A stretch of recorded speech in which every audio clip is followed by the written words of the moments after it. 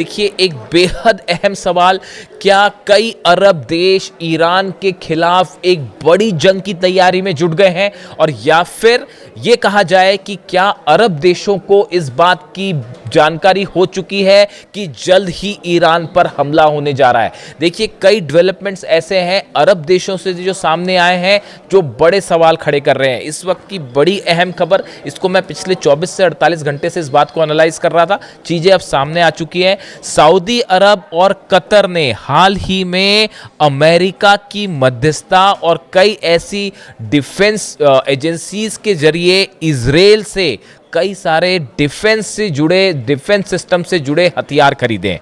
ये हथियार सऊदी ने खरीदे हैं, कतर ने खरीदे हैं, और ये जो रिपोर्ट्स हाल ही में सामने आई हैं इसमें ये खुलासा हुआ है। देखिए इन देशों के इजराइल के साथ कोई औपचारिक राजनीतिक पॉलिटिकल संबंध नहीं है, मान्यता भी नहीं दी है अब तक इजराइल को, लेकिन उसके बावजूद इन दोनों देशों ने अमेरिकी कंपनियों के सब कॉन्ट्रैक्ट्स के माध्यम से करोड़ों डॉलर की इजरायली तकनीक हासिल की है।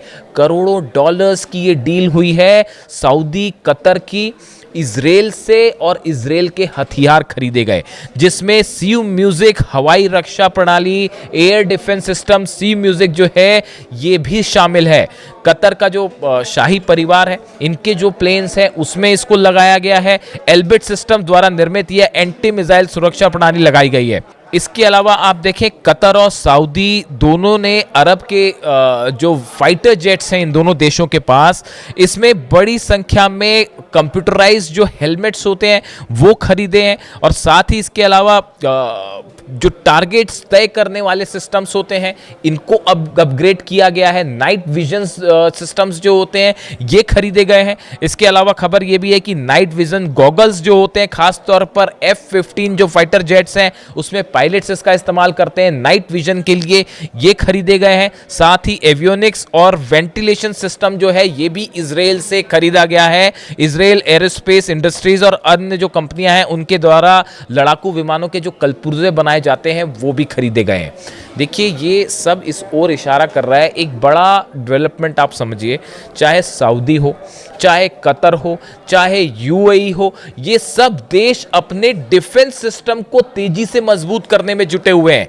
ये इजराइल, देखिए इजराइल के साथ कोई औपचारिक संबंध नहीं है इन देशों के, लेकिन उसके बावजूद अमेरिका की कंपनी को बीच में रखते हुए अमेरिकन फर्म्स ने ये डील करवाई और इजराइल से सामान खरीदा है इन अरब देशों ने। इसके अलावा आप देखें यूएई जो है इस समय डिफेंस सिस्टम परचेस करने में लगा हुआ है। उसका सबसे बड़ा एम ये है कि जो ईरान की मिसाइल्स फायर होती हैं उनको कैसे रोका जाए, और इसके लिए यूएई आनन फानन में कई देशों के साथ इस चर्चा है कि किसी तरह से डिफेंस सिस्टम की जो मिसाइल्स हैं वो खरीदी जाए, डिफेंस सिस्टम खरीदा जाए। अब सवाल ये है आखिर ये अरब देश इतने आनन फानन में अपना डिफेंस मजबूत करने में क्यों जुटे हुए हैं।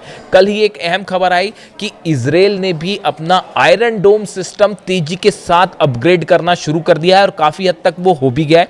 जिस तरह से ईरान ने मिसाइल्स मारी थी फतह 2, खुर्रम शहर और सेजिल, उसका कोई जवाब इजराइल के पास नहीं था, और इजराइल के 10 से 12 शहरों में भयंकर तबाही देखने को मिली थी। आयरन डोम पूरी तरह से फेल हो गया था, एरो पूरी तरह से फेल हो गया था, यहां तक कि अमेरिका जो सिस्टम लगे थे वो भी फेल हो गए। ऐसे हालात में ईरान की इन मिसाइल्स को रोकने के लिए आयरन डोम को तेजी से अपग्रेड किया जा रहा है। यानी अरब के जो देश हैं वो डिफेंस मैकेनिज्म अपना तेजी से इंप्रूव कर रहे हैं, और इजराइल भी इस काम में जुटा हुआ है। क्या इन सबको ये पता है कि जल्द ही ईरान पर स्ट्राइक करने वाला है अमेरिका, और जब पलटवार होगा तो उसको कैसे रोका जाए, इस तैयारी में जुटे हैं ये सब देश। देखिए इसके अलावा जो अहम खबर ये भी थी, चाइना के विदेश मंत्री, इनकी मुलाकात होती है सऊदी के विदेश मंत्री से। Chinese foreign minister Wang Yi met Saudi foreign minister Prince Faisal bin Farhan al Saud in Beijing में ये मुलाकात हुई। Urging all parties to preserve dialogue as the Middle East navigates a fragile ceasefire. देखिए खबर ये है, Saudi के विदेश मंत्री वो चीन गए। इसकी देखिए एक बड़ी वजह यह है, ऐसा इस तरह की चर्चाएं हैं कि सऊदी को ये बात समझ में आ गई है कि अमेरिका तो रक्षा नहीं कर सकता हमारी, जब ईरान मारेगा तो अमेरिका तो बचा नहीं पाएगा, वो तो उसके खुद के बेस नहीं बचा पाया तो सऊदी को क्या बचाएगा वो। तो अब क्या किया जाए, तो एक नया एलाई खोजा जाए। तो आजकल सऊदी जो है वो ईरान के साथ खूब छन रही है सऊदी की, तो और कई सारी डिफेंस डील हो रही हैं, इस तरह की भी बातें। अब सऊदी के विदेश मंत्री जाते हैं बीजिंग और उनकी वांग यी से मुलाकात होती है, लेकिन इस मुलाकात में चीन की तरफ से, चीन के विदेश मंत्री की तरफ से सीधा सीधा मैसेज दिया गया पूरे अरब देशों को और यहां तक कि अमेरिका को भी। उन्होंने ये कहा कि किसी भी सूरत में ईरान के साथ जंग नहीं होनी चाहिए, ये स्टैंड चीन ने ले लिया है ईरान के लिए।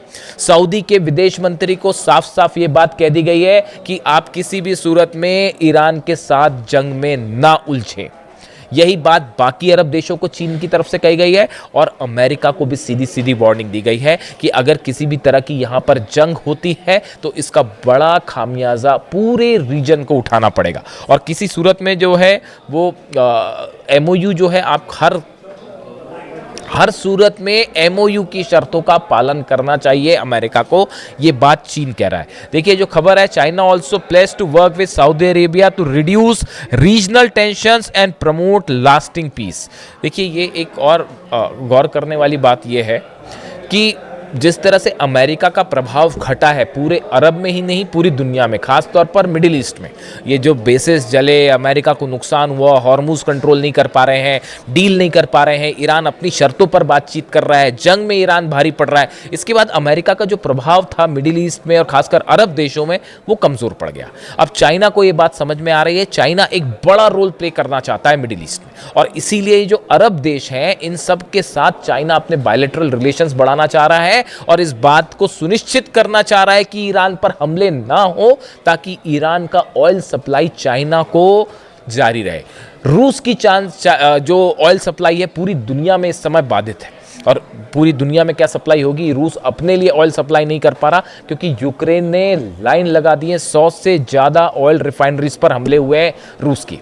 हम एक अलग से बात करेंगे, रूस पे हमलों का पैटर्न बिल्कुल वही है जो ईरान पर हुआ है। देखिए जिस तरह से ईरान, आपने अगर इस वॉर को ठीक से फॉलो किया हो, ईरान के पहले स्ट्रैटेजिक लोकेशंस पर हमले होते हैं, उसके बाद तेल के ठिकानों पर हमले हुए, उसके बाद जो न्यूक्लियर ठिकाने थे उस पर हमले हुए, इंस्टॉलेशंस जो अलग अलग स्पेस सेंटर हैं उस पर हमले हुए। बिल्कुल यही पैटर्न अब रूस में भी फॉलो किया जा रहा है। रूस की पेट्रोकेमिकल इंडस्ट्रीज़ है उसको तबाह करने की कोशिश की गई। उसके बाद अब वहाँ पर एयर स्पेस से जुड़े और स्पेस प्रोग्राम से जुड़े जो इंस्टीट्यूट्स हैं इनको निशाना बनाया जा रहा है। यानी आप देखिए ऐसा लगता है कि जिसने ईरान हमले की प्लानिंग की ही, उसी ने रूस पर हमले की भी पूरी प्लानिंग कर रखी है और एक नक्शा तैयार कर रखा है कि कैसे अटैक किया जाए। यानी संबंध बड़े साफ हैं कि चाहे ईरान हो चाहे रूस, दोनों के दुश्मन एक ही हैं, प्लानिंग एक जैसी हो रही है, स्ट्रैटेजी एक जैसी अपनाई जा रही है।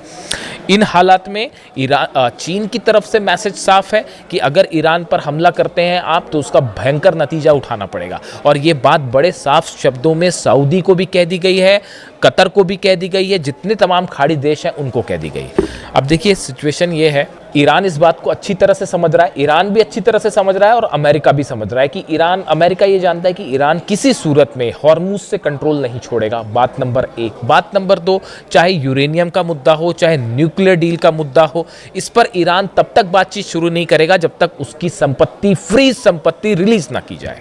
अब इसका देखिए तोड़ क्या किया गया, अमेरिका पैसा देने को तैयार है नहीं, अमेरिका इसे छोड़ने को तैयार नहीं है। अरब देशों ने के साथ इस तरह के कई ऑप्शन सामने आए कि भाई कतर अपनी तरफ से पैसा दे दे, UAE अपनी तरफ से पैसा दे दे, सऊदी अपनी तरफ से पैसा दे दे। ऑफिशियली इसको कोई कंफर्म ना करे लेकिन उतने ही अमाउंट जो है वो रिलीज किया कर जाए। इस तरह की टेम्परेरी व्यवस्थाएं, अलग अलग खबरें इस तरह की आई, शायद उसमें से कुछ पेमेंट हो भी गई लेकिन वो शायद पूरा अमाउंट नहीं है और ना ही इतना बड़ा अमाउंट पे कर सकते हैं बिना अमेरिका का इंटरफियर किए। इसी वजह से ये मामला अड़ा हुआ है। ईरान ये चाहता है कि जो वादे किए गए हैं उनको पूरा किया जाए, तभी बातचीत आगे बढ़ेगी।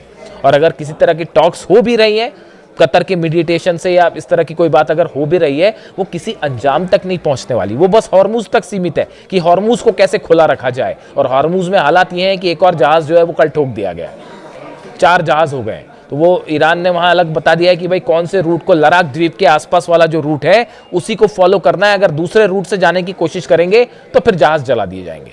यानी हालात आप देखिए ये है कि एक तरफ अरब देशों ने अपने डिफेंस को मजबूत करने की तैयारी पूरी कर लिया है और तेज़ी से आगे बढ़ रहे हैं, दूसरी तरफ इजराइल अपना डिफेंस सिस्टम मजबूत कर रहा है। ये इस बात की ओर इशारा कर रहा है कि कुछ बड़ा होने जा रहा है जल्दी।